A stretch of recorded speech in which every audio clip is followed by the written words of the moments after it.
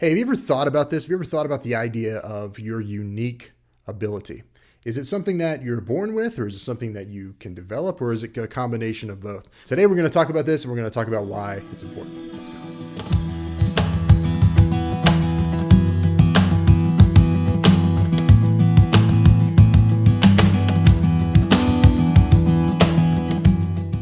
What's up, y'all? Welcome to another episode of the Wake Up, Get Better podcast. My name is Chris Creed, and I'm stoked that you're here. Listen, as long as I am doing these episodes, you guys are going to be subject to what I'm reading. I'm still reading this book right here, 10X is Easier Than 2X. I started reading it at the beginning of the year, and, got distracted and went on to other things. I don't know if you guys can relate to that, but I got distracted and went on to other things and started doing other things and reading other books as well. But I recently recommitted to this, and I'm through it a pretty good ways now, and it's really good. It's really valuable. When I study a book, I like to take my time, and it becomes a part of my morning ritual. And I understand, guys, people have I feel like people have been shitting on morning rituals for the last decade. Whatever. I want to go ahead and say that you need something in your day to cue your brain to start and to take some time for yourself. And I don't know what that is. I am a parent. My kid is up at 6 a.m. at the latest right now. And so that means that I'm up at 4:30 in the morning. And some days I don't make it. Some days I just decide that my body needs rest instead of getting up that extra hour and a half. But I'll get up and I will study and I will breathe and I will meditate and I will go for a walk and do some affirmations and stuff. There's a whole process. I'll walk through that sometime. But I have to take that time. I have to take that time sometimes because it allows me to lay a base foundation for the day. And so I want to encourage you to try it. Just try getting up super early for a while and see what that does for you. You may not be able to do it every day, but I would argue that it actually doesn't matter if you do it every day. What matters is that you cue your mind that this shit is important and that you taking time for yourself matters. So anyway, that's neither here nor there. I just want to encourage you to check that out. So I'm reading this book, 10X is Easier Than 2X by Dan Sullivan and Dr. Benjamin Hardy. And in here, they talk about this concept called your unique ability. So I'm just going to read a little bit of this, and there's a quote in here I want to read, and then we'll talk some more about this. Your life's objective is to develop mastery in and fully express your unique ability. There's nothing more important to master. There's nothing more important to dedicate yourself to. It's your work, your life's work. If you don't do it, no one else will. Okay, so I'm going to go over here to the next page. This is a quote from Robert Greene talking about the X factor of mastery. He says, mastery is not a function of genius or talent. It is a function of time and intense focus applied to a particular field of knowledge. But there is another element, an X factor, that mastery inevitably possess, that seems mystical, but is accessible to us all. Whatever field or activity we are involved in, there is generally an accepted path to the top. But masters have a strong inner guiding system and a high level of self-awareness. Inevitably, these masters, as they progress in their career paths, make a choice at a key moment in their lives. They decide to forge their own route, one that others see as unconventional, but that suits their own spirit and rhythm and leads them closer to discovering the hidden truths of their object of study. This key choice takes self-confidence and self-awareness, the X factor that is necessary for attaining mastery. So, what does mastering something have to do with your unique ability? I think that, yes, we all have this kind of thing that we do, right? That we're good at, that seems to be better than others. If left unnurtured, if left uncultivated, that seed of mastery that is in you for the thing that you do will not grow to its full potential. And so what does that mean? That means that there are going to be times where you go down the path that you know that you're meant to go down, and then you take a hard left turn, right? and go do something else for a while. And then you keep getting drawn back to this. This is kind of the same idea as the hero's journey. If you're not familiar with this, I'll post a little graphic here on the screen so you can see. But the hero's journey involves a lot of moving pieces, and it's really typical. The most classic example of this is like Luke Skywalker in Star Wars, right? Or I actually like to look at Frodo's journey in Lord of the Rings is very similar, because one of the key elements of the beginning of the hero's journey is something called the refusal of the call. And that's when they know that this is where they need to go, but they continue to look the other way. And whether it's out of fear or uncertainty or thinking that it can't possibly be them that needs to carry this, they keep looking the other way.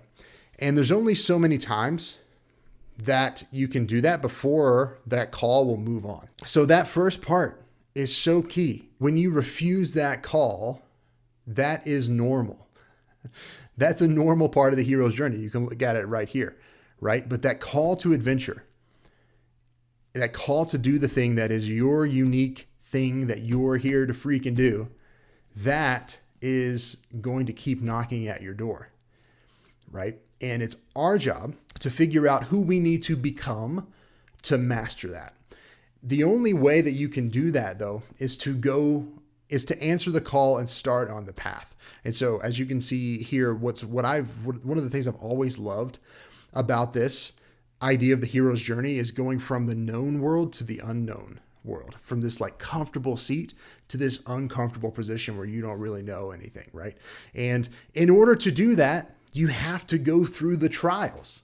It's so classic. Like this story is so baked into us that we actually live it out, right? So when this call comes to you and you know, like, this is my unique ability, this is what I'm going to do, I'm deciding that this is what I'm going to do. When you set out to master that thing, you will naturally face disruption.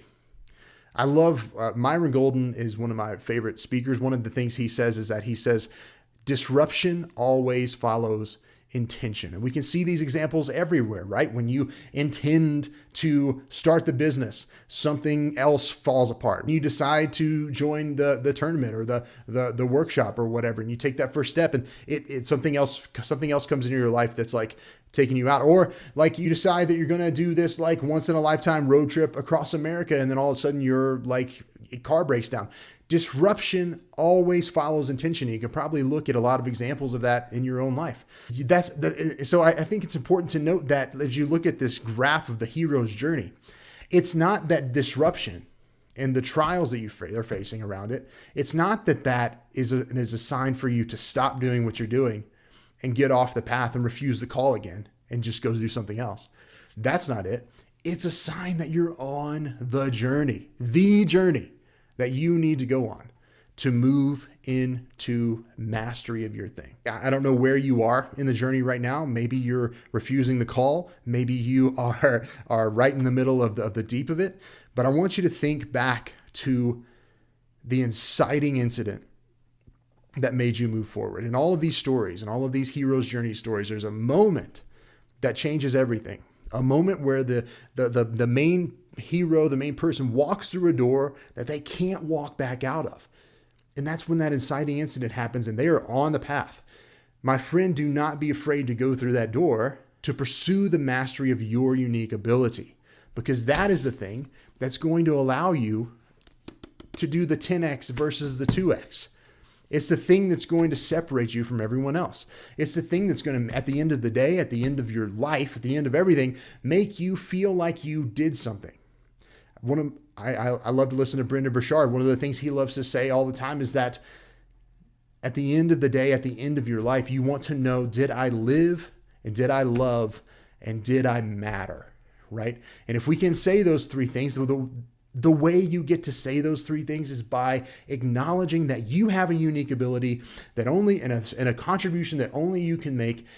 And the only way to do that thing is to go through the hard stuff that's going to make you better. That's going to make you a master of your craft. I was just thinking about this as I studied this book. It's really inspiring. It made me think of all this hero's journey stuff. And I just wanted to bring that to you guys today. So wherever you are in the process, if you're refusing the call, know that that's part of the path.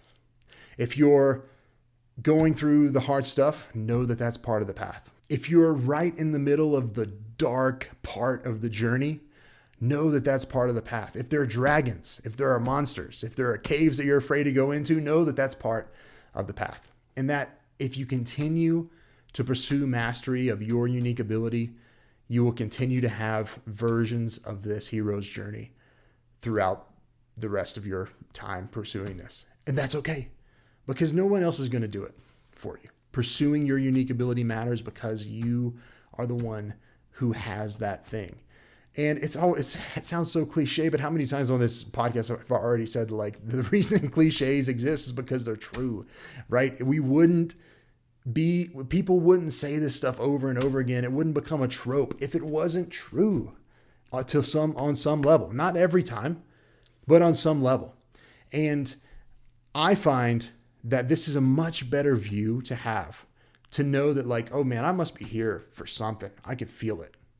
It's much better to cling on to that and chase that and go on that journey than to tell yourself that none of this matters and that why would I even try? Why don't I just do whatever and just go through life and be medium? I'm not here to be medium. I don't think you are either. And that's why I wanted to bring this to you guys today. All right. That's all I got for you today. I love you guys. Thank you so much for being here. If you are a creative or an owner and you want to be around other creatives and owners who are committed to that call, whatever that looks like for them, and they are committed to mastering their craft and serving people at a high level, and you want to be in that group with them, you can go to chriscreed.com/flow and you can join for free there. In that group, every week I do free clearing sessions that just help you get a clean slate. It might help you shift your focus back to what you're doing and what you want to do, instead of being in this constant loop of refusing and moving forward and refusing the call and moving forward. If you would like that, just go to chriscreed.com/flow and I'll see you on the inside. All right. Love you guys. Bye. Slow down. There's nothing to get you